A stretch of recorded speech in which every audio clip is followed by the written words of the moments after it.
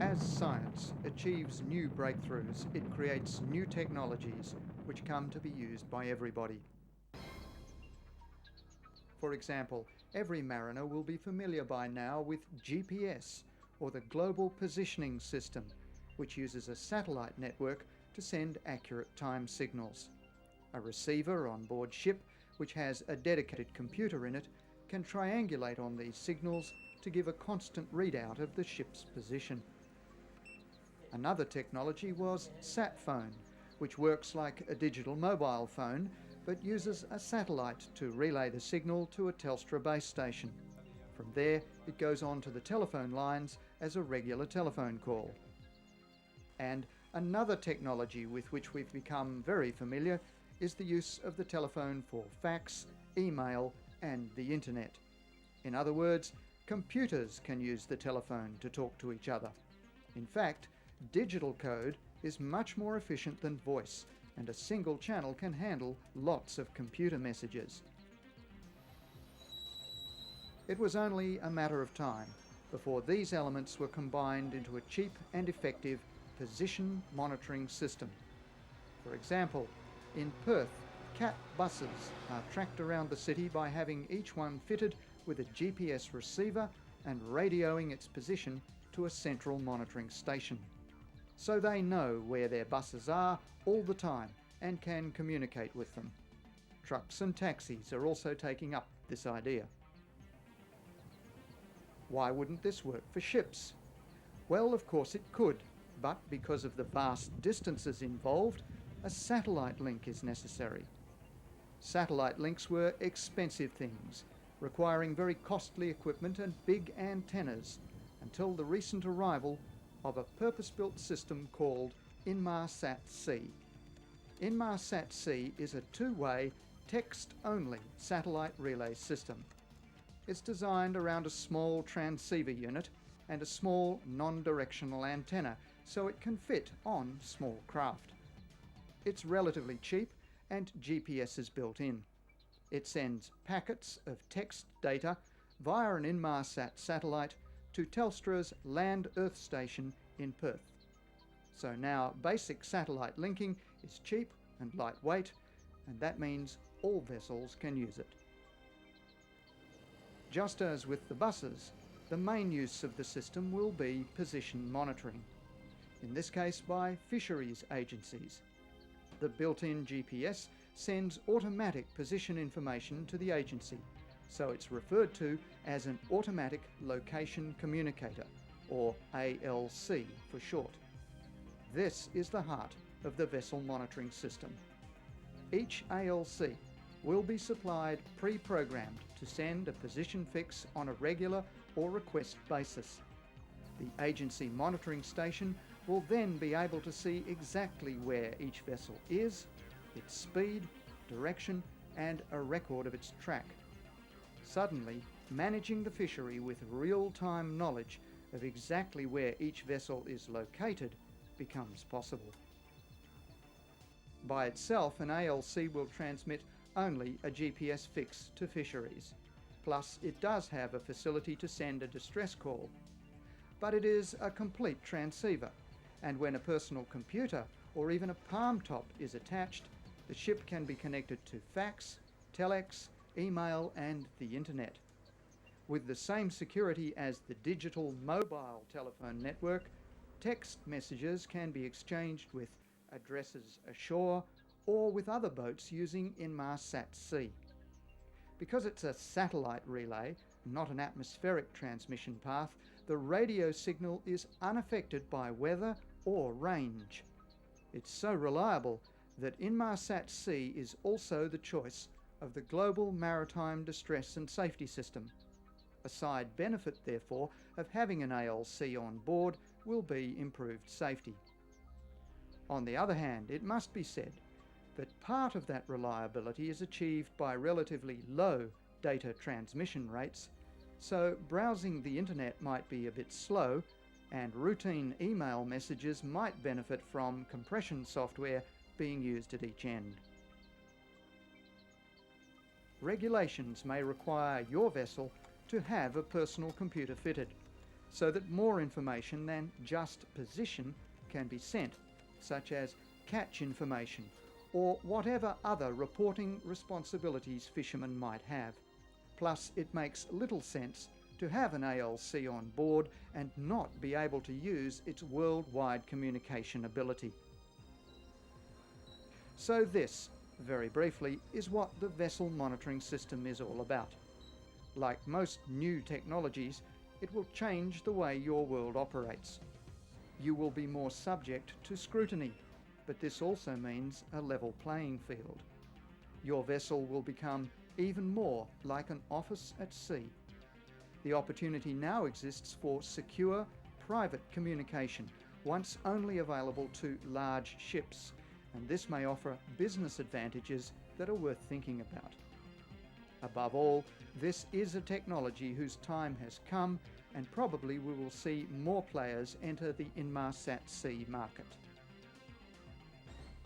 Fisheries regulations require that you purchase an approved brand of ALC, and installation must be carried out by an authorised technician. However, you are free to purchase any PC computer that you like, and part of the technician's job will also be to install the communication software on it. This software allows you full use of the system, as well as having any fisheries data preloaded. The rest of this video is intended to help you learn to use it, so please ensure that you have the correct version of this video to go with your brand of ALC. Keep your paper instructions handy, and we'll now take you on an overview of your software. To begin our look at the Trimble Galaxy system, let's turn the ALC on to begin with. You'll find the power button at the right top of the unit. Just press and turn on. The ALC runs through all its lights and then ends with the alarm light, and there, the audible alarm. The power light is left on by itself, and after a few seconds the log on light just to the left will come on as the ALC logs in, and then that light stays on too. Now let's turn to the computer.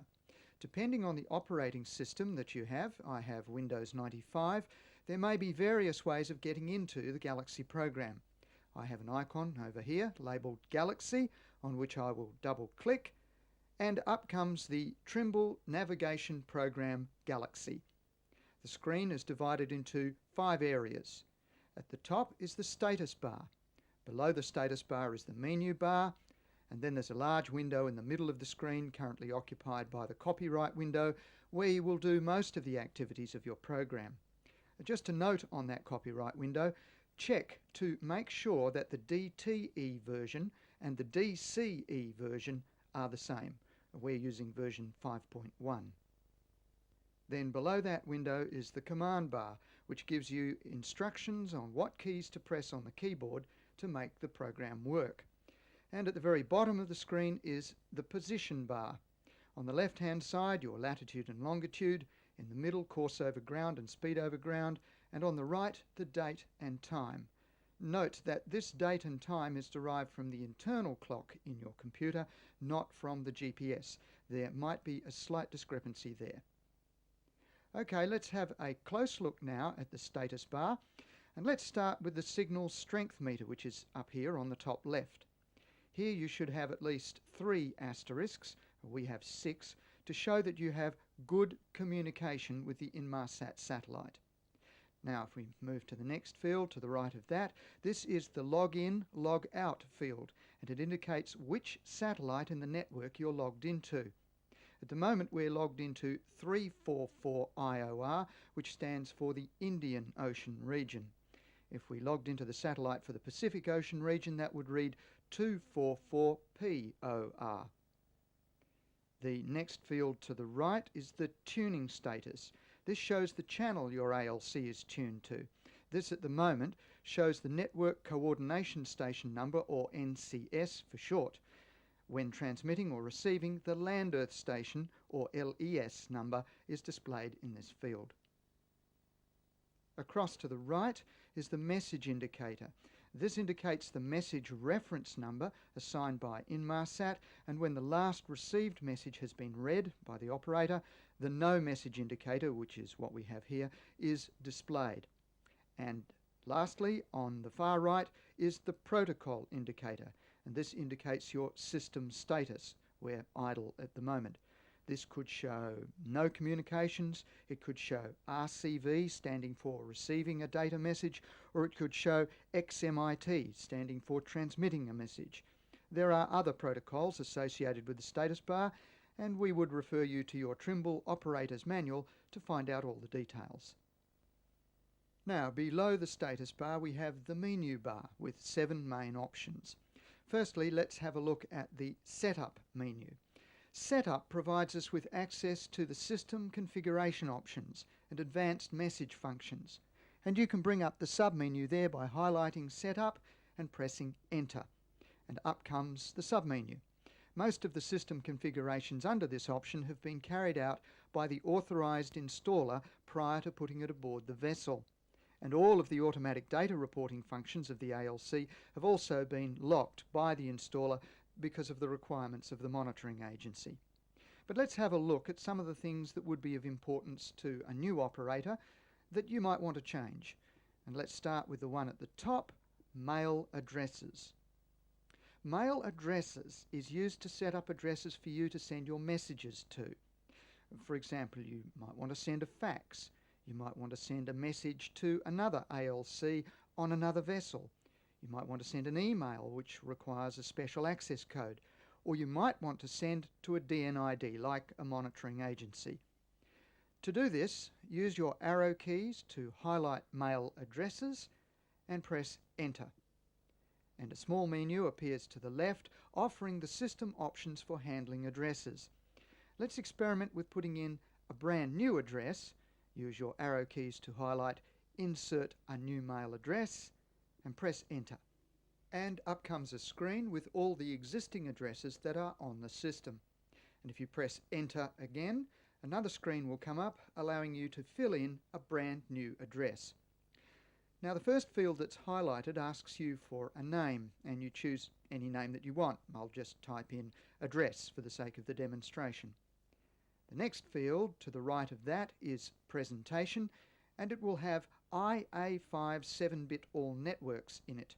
Leave this data alone. You don't have to change this. And likewise below it, data format should read standard all presentations. Now the next field is over on the left, and it's called prefix. Now this is only used for Inmarsat services that require a special access number. This could be a DNID number or a special access code for internet services. For example, if you wanted to send a message to Fisheries WA, you'd type in the number 11746. Or if you wanted to send an email on the Telstra Satcom-C email service, you'd type in the number 28.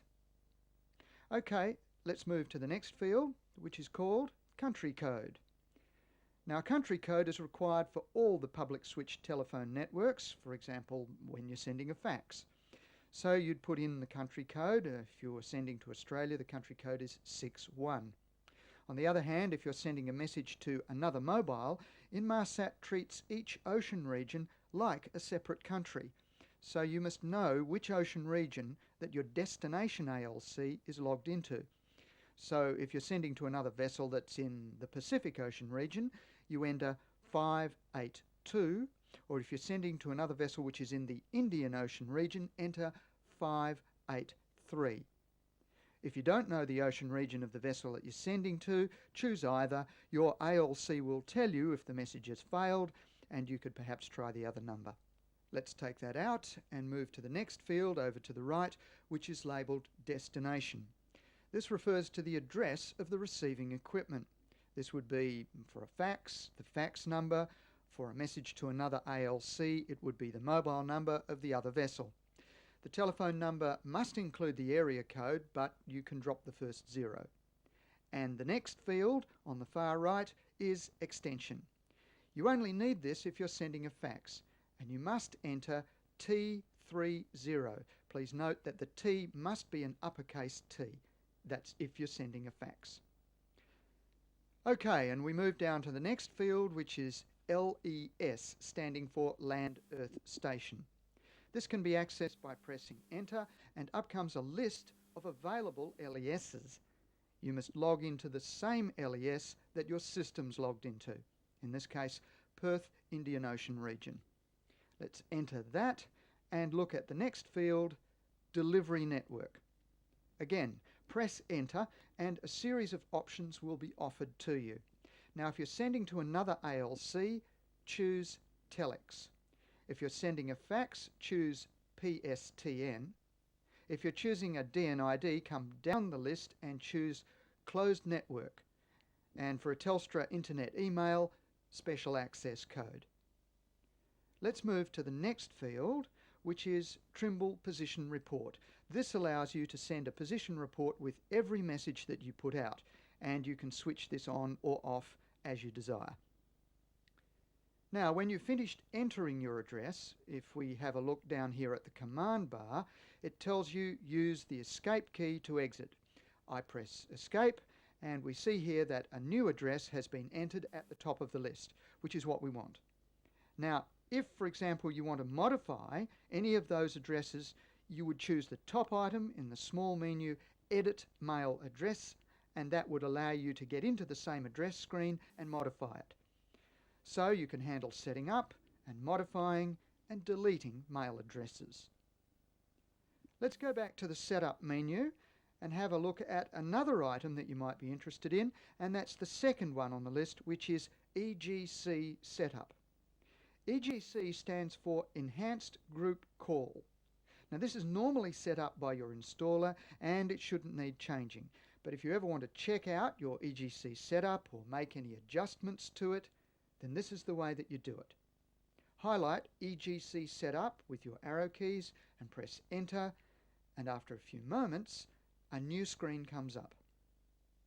Enhanced group calls are really bulletins like weather reports, safety information and nav area warnings, and this screen enables you to change the way that your system handles them. To start with, come to the window that's highlighted under Nav Area and make sure that that is set to Use Current Position. Now let's come across to the right and look at the items under Coastal Regions. Now this system is set to use all Navtex codes, and that means that you'll get every single message that's going, and you might not want that. If you don't want that, press enter and press enter again, and you have the option of changing from all Navtex codes to a Navtex code. Press enter. There you have two codes that are entered, F and G. F stands for coastal waters south of 26 degrees 30 minutes through to the South Australian border, and G stands for waters north of 26 degrees 30 minutes through to the Northern Territory border. And you can have one or either of those selected. Just for this exercise we'll leave both selected, and as the command bar says, escape to exit. A couple of other fields to check before we leave this are down under Selectable Services. General calls should be set to yes, and Inmarsat EGC system messages should also be set to yes. Okay, let's escape out of that and go back to the Setup menu and have a look at the next item on the list, which is Set Manual Position Speed. This is used if the GPS position for some reason becomes invalid or requires resetting. And under that is Configuration. And if we press enter and bring up the submenu, it provides a number of options which again should have been set up by your installer and shouldn't need any changing by you. But you might have some difficulties. For example, if your PC is showing a problem in talking to the ALC, one of the things that you should check is serial ports and make sure that the correct port is connected. Also on this menu option is Message Save Print, which allows you to specify how messages are routed through your system. If we press Enter, we'll see a setup for a PC and ALC with no printer connected. Have a good look at that. If you do want to connect your PC to a printer, then you would simply move across to the To Printer column, press Enter, and change DCE Serial to DTE Parallel. That's if you have a printer connected. Otherwise, don't touch it. So let's escape out of this and go back to Setup. Now, if we move down the sub-menu further to Date and Time Setup, this allows the operator to select between UTC and local time. To change this, press Enter and a screen comes up. With the arrow key, you can move across to the right-hand side of the screen, up here, to Local Time Zone. And you can set it to your local time zone. We've set it to Western Standard Time. And just below that is the offset of 8 hours, which is for Western Australia. To synchronise this to UTC, move across and to the left, and on the left-hand side of the screen, select this Synchronise Time to UTC with an X. This allows your time to remain in sync with the UTC obtained from the GPS. And of course, press Escape to exit and save your settings. Now, further down under the Setup menu is the Service option, and this will be of use when there is a requirement to fault find on the ALC. For example, you may be requested by a monitoring officer or an installation agent to activate this and give them some information that's contained under the subheadings of this option. And lastly on the Setup menu is Quick Send Setup. This again will normally be configured by a monitoring officer, and it allows you to load predefined messages for the nominations that are required. The information loaded under this option contains information that does not change from one report to the next, and you would normally access this under the Quick Send Main Menu option and by using the Quick keys. Detailed written instructions are provided to enable you to enter and save any necessary data under this function. But before we leave this menu, just press Enter to activate it, because there's a word of warning here. Have a look at this screen and come to Auto Display of Quick Send, here. I'll highlight it. Under no circumstances should you change this from No. If you do, no other window in the Galaxy program will operate correctly. You will need to contact an authorized installer who will need to come on board and disable the function. At present, there's no other way around this, so leave this set to No. Of course, you'll still be able to use your PC for other things, and you'll be able to send and view all Inmarsat messages. It's just inconvenient. Okay, let's escape out of that and have a look at Quick Send on the main menu. Now, once you enter the Quick Send main menu item, you have access to creating, sending, viewing and deleting messages. Let's have a look at it by pressing Enter. You also have the ability here to send predefined messages, which are listed here at the top of the screen by pressing the appropriate Quick key, which is the F function key on the top of your keyboard associated with the message. For example, here the predefined message called Breakdown could be activated by pressing the F9 key. Now, to view messages that you've already created and saved, select Next or Prior on the menu to the left. Then press the Enter key and you'll be able to step through the messages that are already on the system, going backwards with Prior, going forwards with Next. Now, if you want to modify an existing message, or indeed to create a new one, select Editor and then press Enter. The Compose window will then highlight and act like a word processor. If there's already a message in there, you can edit it. In this case, it's blank, so we're creating a new message. And I'll just type in some dummy letters and words here to simulate a message. When I've finished, I want to save it. So I press Escape, and it asks me, do I want to save the changes? Yes, please. Press Enter, and the message is saved and on the system. Now, if you want to send this message, you'd come down to Send, and you would just press Enter. If, however, you wanted to send a predefined message, such as F9 Breakdown, you simply press F9 and the appropriate predefined message is highlighted. Now if you press send, that message, that predefined message, will go out along with whatever's in the compose window. So this is the way that you would add extra information to a predefined message. If you left compose blank, nothing would go out but that predefined message. And to send it, simply highlight send and press enter. And up comes a list of addresses that you can choose from to send your message to. We'll choose this one, Fisheries VMS, and again press enter. It asks us to wait for a few moments, and then the message is sent. Now if we come down to Mail at the bottom of your screen, this enables you to view and manage your incoming mail. To step through the messages that are already on the system, choose Next or Prior in the appropriate left menu, and by pressing enter you can step through the messages that are already on the system. If you want to see messages in their entirety, choose View. The window highlights and you can use the arrow keys to scroll through the message. Let's escape out of that and go to the next item on the menu, which is Message. And this option allows you to delete, copy, save or print your mail once you've read it. Below that, the Logs option provides you with access to viewing the receive, transmit and EGC logs. And you also have the option to manage these logs with the copy, delete, print, move, archive and continuous update functions. We suggest that to gain a comprehensive understanding of this, it's best that you read the operator's manual. Now you can also create and read messages in the Compose option on the main menu. Press enter and we get the menu which allows us a choice of sending, creating, editing and viewing messages. And you can also copy, delete, print and move your mail around. Let's take the first one.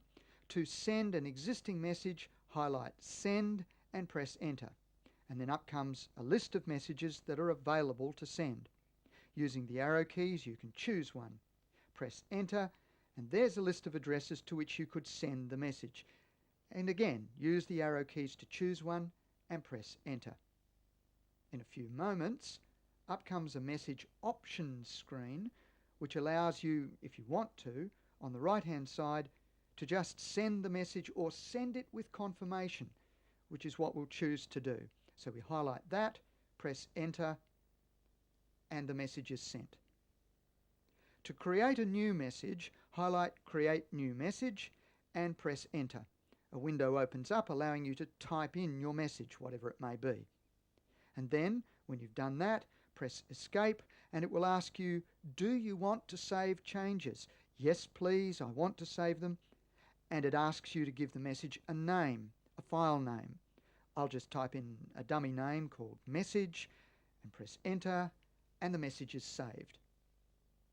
If you want to edit, view, copy, delete, print or move messages, you follow similar procedures. You press enter on the option that you choose and follow it through. Just a note of caution here.